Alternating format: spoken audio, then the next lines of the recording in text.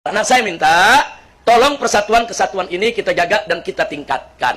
Saya ingat, lebih dari 10 tahun yang lalu ya kawan, saya dengan Kiai Haji Ahmad Sobri Lubis diundang oleh seorang mantan kepala BIN kita, pimpinan BIN. Dulu namanya Bakin. Dulu namanya Badan Koordinator Intelijen Negara. Kemudian dirubah menjadi BIN. Dulu saudara, di zaman-zaman Pak Habibie, beliau ini pernah memimpin BIN. Seorang jenderal, namanya Z.A. Maulani. Rahimahullahu rahmatan wasi'ah. Beliau seorang jenderal. Beliau dulunya alumni PII, Pelajar Islam Indonesia. Jadi artinya pengetahuan agamanya, semangat keagamaannya itu cukup kuat ya kawan. Nah 10 tahun yang lalu lebih, sebelum beliau meninggal dunia, saya lupa tahunnya ya kawan, beliau mengundang saya, Kiai Haji Ahmad Sobri Lubis, dan beberapa tokoh ke rumahnya, kita ngobrol.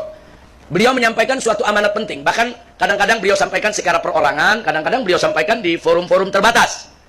Di mana yang beliau sampaikan, karena beliau mantan pimpinan Badan Intelijen Indonesia, saudara, beliau jadi tahu politik global.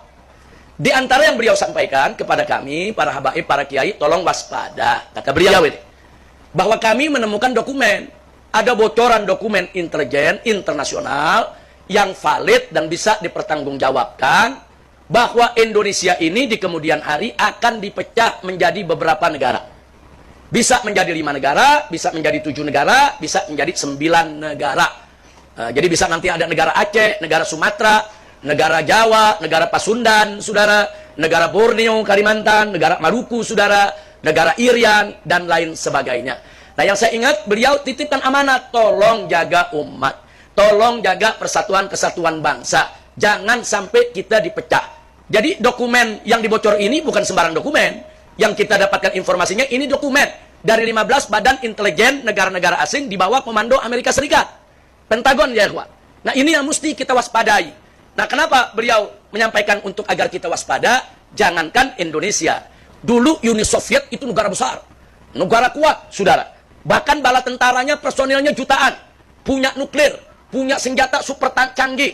Tentaranya serba terlatih, saudara. Tapi begitu dipecah, saudara, oleh Amerika dan sekutunya, pecah menjadi negara-negara kecil ya kawan. Ada Rusia, ada Ukraina, saudara. Kemudian ada Uzbekistan, Turkistan, dan lain sebagainya, saudara. Pecah. Artinya apa? Kalau kita bicara secara fisik ya, ini kita bicara fisik. Kalau Soviet saja negara yang begitu kuat, saudara, bisa dipecah, apalagi Indonesia. Indonesia, bukan kita kecilkan kekuatan Indonesia, karena memang kalau dibandingkan dengan Uni Soviet, bala tentara kita aja nggak seberapa. Tentara Indonesia nggak sampai 1 juta kok, saudara. Dengan 270 lebih juta warganya, tentaranya nggak sampai 1 juta, saudara. Sementara Uni Soviet atau Cina ini sekarang negaranya, itu dia punya tentara puluhan juta, saudara. Nah, jadi artinya apa? Negara model Uni Soviet saja, yang gagah, hebat, kaya, punya persenjataan canggih, bisa dipecah kok. Jadi sekian negara. Apalagi Indonesia. Makanya kadang-kadang dunia terheran-heran, kenapa Indonesia belum pecah juga? Padahal senjatanya nggak berapa kuat, tentaranya nggak berapa banyak. Kok belum pecah juga nih? Ekonominya juga nggak berapa kuat, saudara. Nah, tapi sekarang mereka mulai menyadari, oh ini kekuatan Indonesia nggak bisa dipecah karena mayoritas Muslim.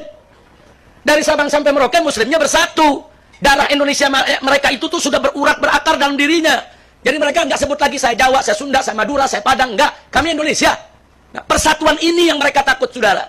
Maka itu sekarang mereka lihat, kalau mau pecah Indonesia, ya pecah umat Islamnya.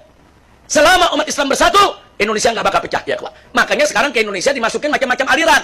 Aliran-aliran yang bikin umat Islam pecah, saudara. Satu sama lainnya saling mengkafirkan, satu sama lainnya saling menyesatkan. Diadu kita satu sama lainnya, saudara. Karena mereka tahu kekuatan bangsa Indonesia ada pada umat Islam. Nah, maka itu saya minta tolong jaga persatuan kesatuan kita. Dan saya yakin selama Ahlus Sunnah wal Jamaah menjadi mayoritas di Republik Indonesia, insya Allah musuh sebesar apapun, sekuat apapun, nggak bakal bisa untuk pecah belah kita, saudara. Jaga aswaja kita nih, jaga, saudara. Jangan sampai anak-anak kita jadi liberal, saudara. Jadi ikut pemikiran-pemikiran di luar Ahlus Sunnah, saudara. Yang seenaknya mengkafir kanan, mengkafirkan kiri, saudara. Jangan. Jaga akidah Ahlus Sunnah wal Jamaah. Jaga akhlak yang diajarkan oleh guru-guru kita di Ahlus Sunnah wal Jamaah. Insya Allah Indonesia nggak bakal pecah. Ya.